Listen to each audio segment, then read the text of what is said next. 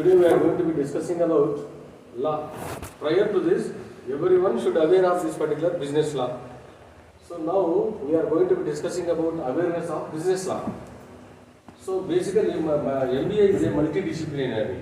So that means management is a multidisciplinary. Every discipline has its own accommodation in the management. So in that way, the management may be called as multidisciplinary. Pharmacy has its own place. Medicine has its own place. Then arts, science, every discipline has its own place. So in that way, the management has a multidisciplinary. So prior to this, we need to discuss about this particular awareness of business law. So being as a management student, is it possible to know about this particular law or not? Because basically, we are not hailing from the law background, law course people. So even though you must be able to know something about the basic concepts about business laws or laws. So what is law? What is business? So what is the other names of this? Prior to this, business law may be called it as commercial and geographical law. Earlier it may be called it as commercial laws. Or in IIMs it may be called it as legal aspects of business. In some other universities it may be called it as business law and regulation. So prior to, so like this, many number of universities has calling this particular definition, calling this title as according to their own style and version they are placed into that. So now let me discuss about various concepts which are come across into this particular law. So what is business? Business is a transaction, trade or profession which is a transaction between two or more than two persons. Law is a supreme commandment. So basically, it is a rule of conduct imposed and enforced by sovereign. It is a rule of conduct imposed and enforced by the sovereign. So wherever it is, it can be enforced and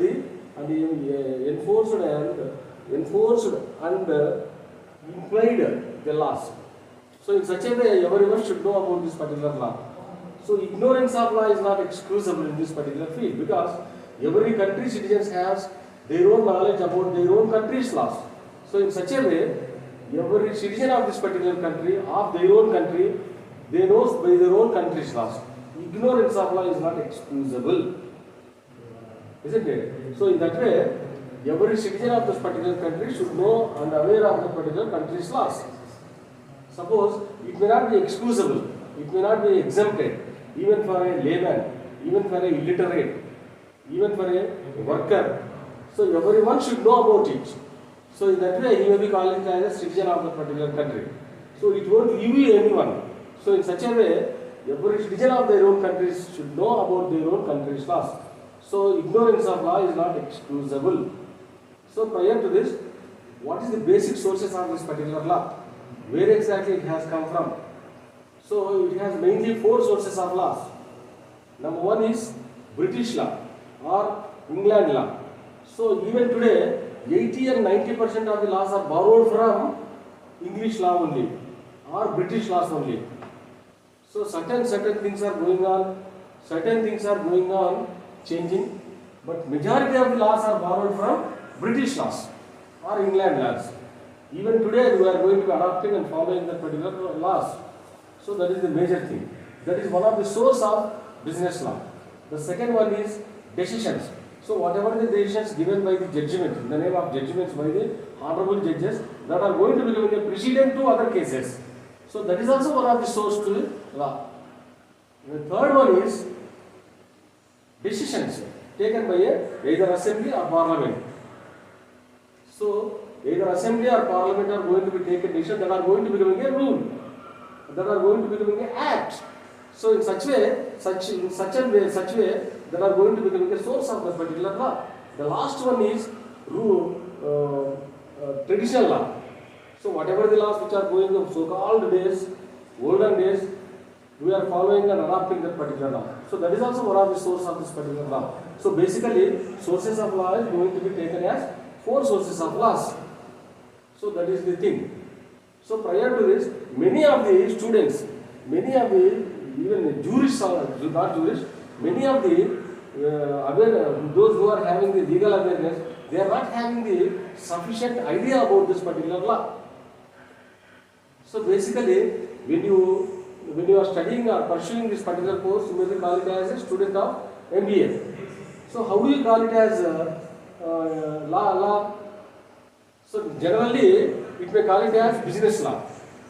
In India, the business laws are business in the name of law. They are pursuing this particular law in the name of business laws. Whereas in other countries, LLB. So what is meant by LLB? LLB means LL means a plural form in Latin. B means baccalaureus. So legum baccalaureus may be the original name of that particular LLB.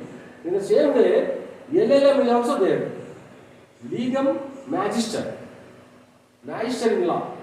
So that is also called as master in law. So in that way, majority of the students not known about the basic concepts about this particular law.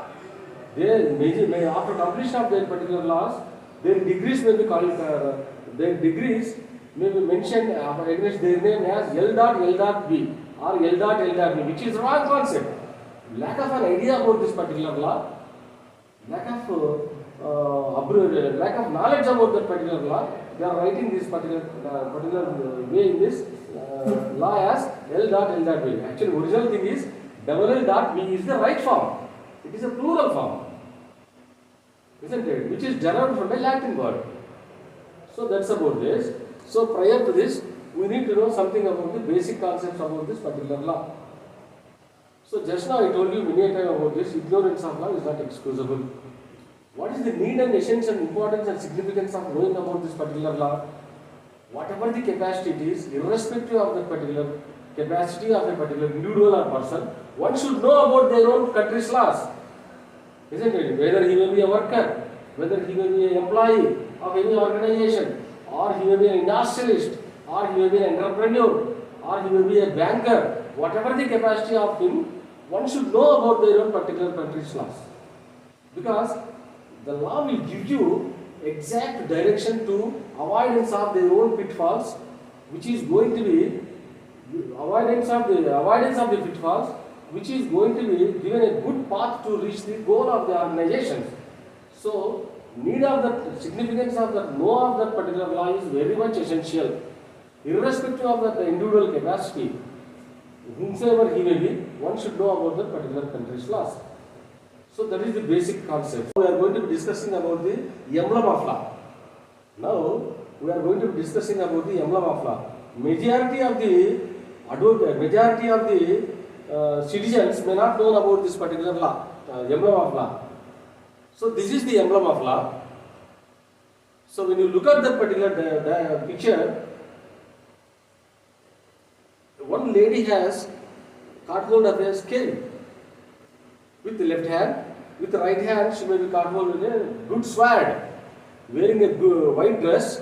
Then she tie up their own bondage with a blindfold with her eyes. What does it mean? Who is she? What is the essence of that particular emblem? Who identified this? The entire globe, entire world has accepted this particular emblem. What might be the reason for this? Entire global jurists has accepted, many of the jurists are accepted this particular emblem. So who is that lady? What is the name of her lady? What is the age of her lady? Which country she belongs? What for she wear that particular white dress? What for she caught hold of that particular sword in her right hand? What for she caught hold of that particular scaling in the left hand? What for she tie up that black blindfold to her leg? So let me discuss in detail about that. So what is the name of her lady? Her name is Austria, who hails from Australia. Isn't it? Whose age is below 14 years of age. Her age is 14 years. She is not a woman. She is a teenage girl. What for they selected this particular girl? What might be the reason for selecting of that particular girl? Why not a woman after crossing of 14 or prior to 10 years or to 9 years. So what might be the reason for selecting of this particular lady? What for she caught hold of that particular scaling with the left hand and right hand with sword? So what is the significance of importance of this particular wearing of white dress, and what is the tie-up of her blindfold to her eyes? So basically, she is Austria, she who hails from Australia. So she is tied up her blindfold with a black ribbon. She tied up with scaling with the left hand. So without seeing anything, basing on the evidences, the judges are given judgment according to their own style and version. So this is the sword is the one which is going to be punishable to the particular criminal. So what for this 14 years girl age group girl has selected to this emblem? Basically, she is a spinster. She is a virgin. She is a virgin, spinster. She is not having any attachment with even the parents also. Whatever the rule is there, she can stick on to that. She is not any attachment with their own parents. Prior to puberty of any girl, she hasn't any attachments with even the kith and kin and parents of their own, her own. So that is the reason.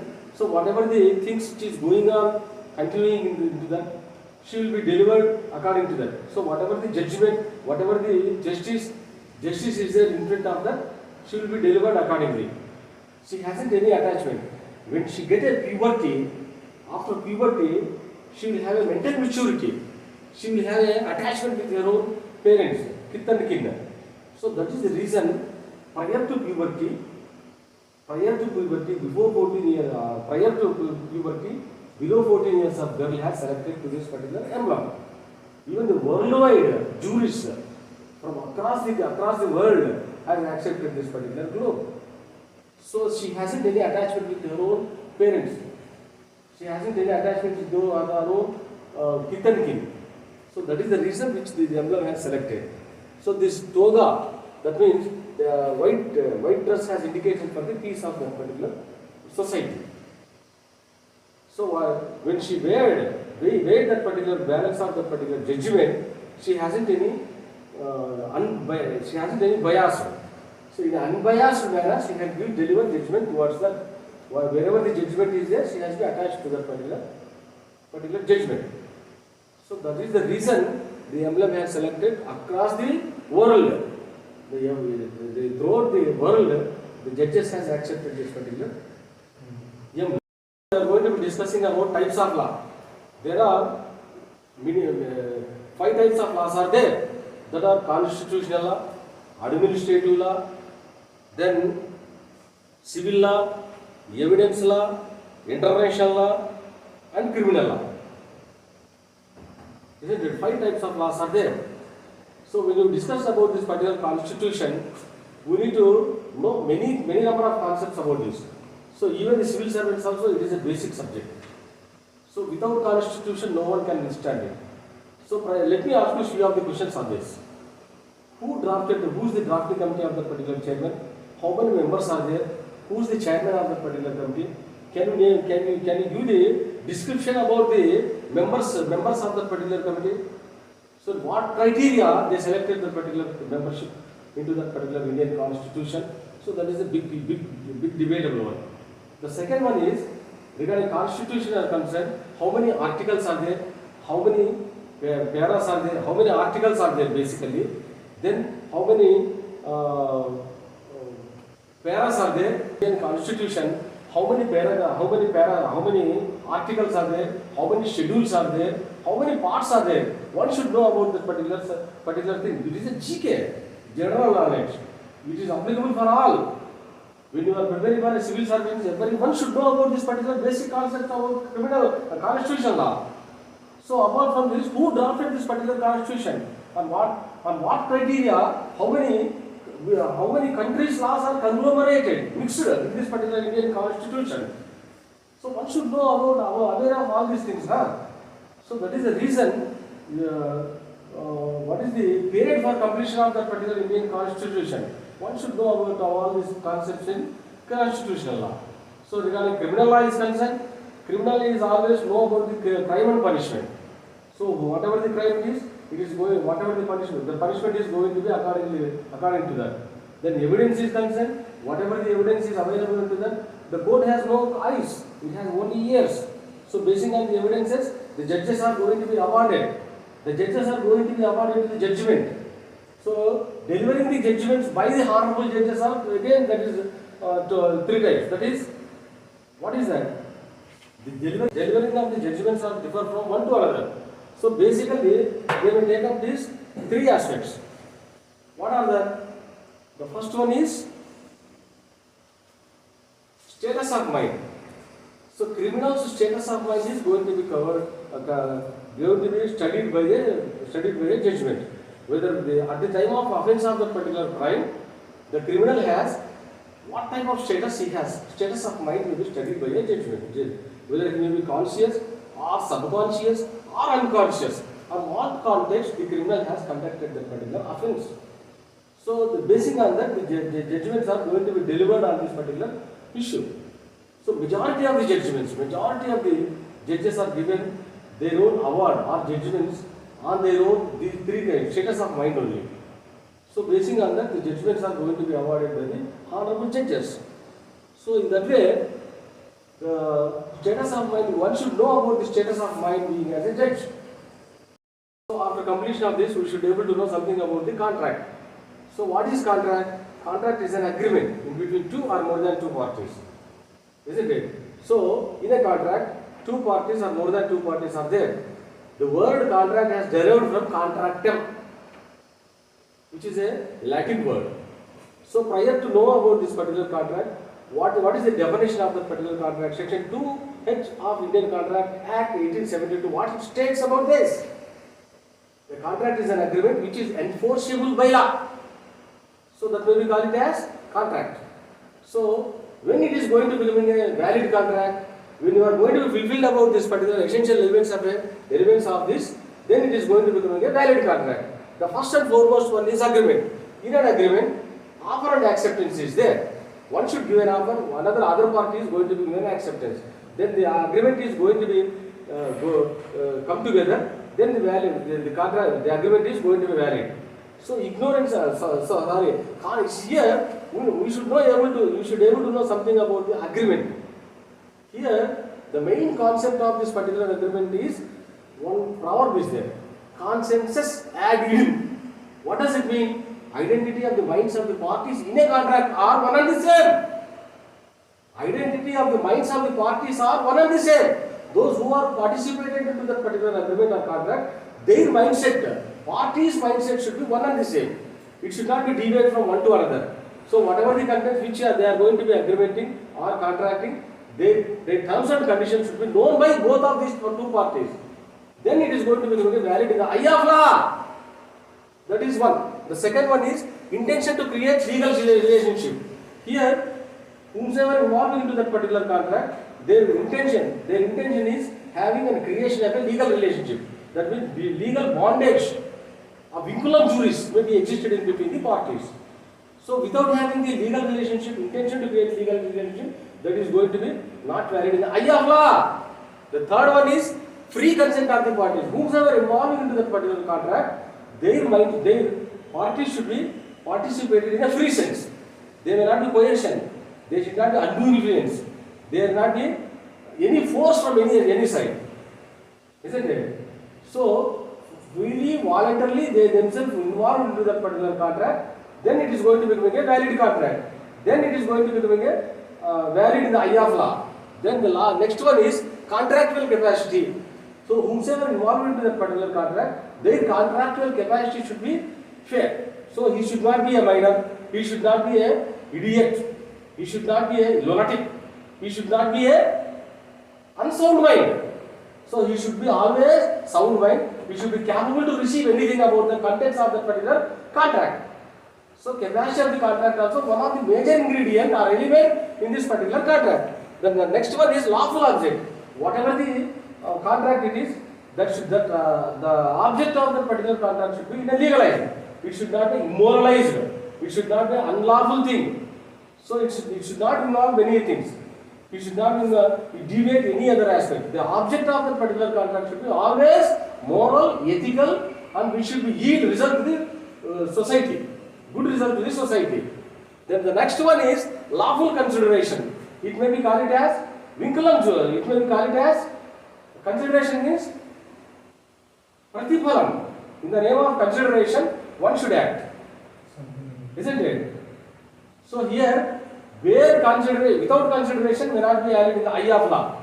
So whomsoever involved in that particular contract, their consideration may be involved into that particular contract, then it is going to becoming a lawful consideration. So without lawful consideration, the contract is going to be null and void.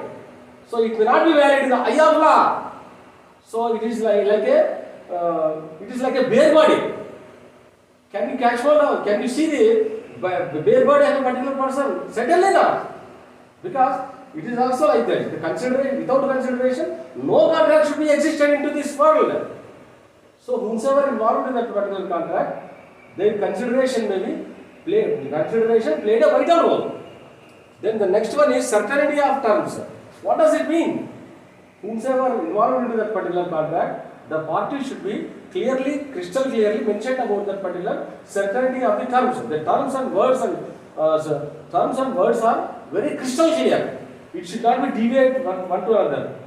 Isn't it? The terms, depending upon the terms and conditions, always the contract is going to be existed. Isn't it? Say, one party will be ordered to a particular dealer. Send 100 tons of oil. What type of oil it is? Whether the crude oil, kerosene oil, petrol, what type of oil it is? So you should mention about the crystal clearly mentioned about that particular nature of that particular oil. So the terms are very essential. The next one is possibility of the performance. Whomsoever involved in that particular contract, performance or possibility of the performance will be possible. So here, impossible acts may not be valid in the eye of law. So impossible in nature, impossible to do that particular act may not be valid in the eye of law. So I can give you the birth to a particular person or a died person, which is unnatural thing. I can get the stars from the sky, which is not possible, not performance by a contract. So whatever the possibility sense having that particular parties, then they can be discussed into that. So impossible in nature, impossible conditions may not be valid in the eye of law. Then not declared to be void. So not declared to be means the declaration will be given by the parties, always very essential. So here trading with a foreign enemy, trading with a smuggler, trading with a some other activities, or marrying a minor girl, these are not valid. They are not to declare to be void in the eye of law. So whatever the activities you are going to be discharging it, it can be stick on to that. So next one is legal formalities. Whomsoever having the formalities, legal formalities, they should be avoided. So whomsoever involved in that particular contract, say for an example, X is going to be purchased a house for 10 lakhs worth. So whatever the legal formality, which is the stamp duty to limit that particular stamp duty, that has to be fixed up into that. So beyond that he may not pay. Suppose to be he may be remitted lesser payment or lesser stamp duty, that may not be valid in the eye of law. So that is the reason. So one should follow the legal formalities from time to time. Then it is going to become a valid contract. So these 10 essential elements are very essential to becoming a valid contract. To become a valid contract, one must comply, one must abide by each and every one. So comply of this particular essential contract is going to become a valid contract in the eye of law.